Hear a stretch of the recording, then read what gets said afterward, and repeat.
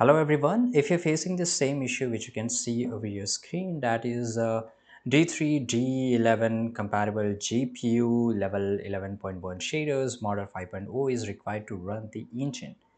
So to solve this issue, make sure you follow this video till the end. Uh, the common causes of this error, because why this is happening, let me just explain it. Just give me 30 seconds and I will explain you that.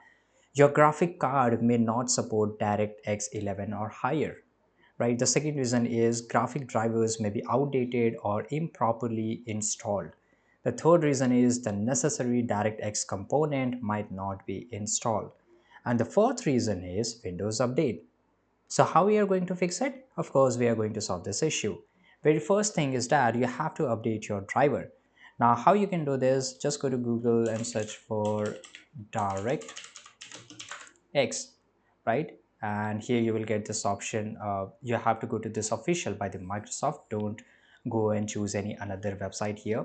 Now you will get this option of download, because it will give you the exact updated version here. Now you have to download it and you have to install it. Now ensure you downloaded the DirectX end user runtime, which I've shown you, to get necessary components. Now second thing is that we have to update the graphics driver. Now how we can do this? So basically it's depend upon the various which graphic card you use. For example, in my case, I have Nvidia, so I can just go to the GeForce Experience. Let me just open it up and we can update it from here. But if you use any another way, let me show you. Right click on the start menu, right, and here you will get this option of device manager. So let me search for device manager. Here it is. Let it just open, and here we have to expand the display adapters. So here we are, display adapters. Now here it will show me the graphic card, the system you have. In my system I have 3060 RTX and AMD Radeon, right?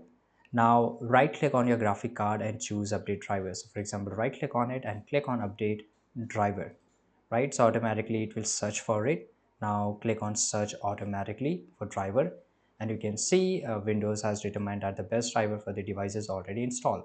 In my case, I have the updated one, but in your case, you can, if it shows that you need to update, then update it right now and it will automatically fix this issue. Third thing is that check Windows Update. So let me just open the settings of my here, right, and we have to update it. So just go to search bar and search for Windows Update settings.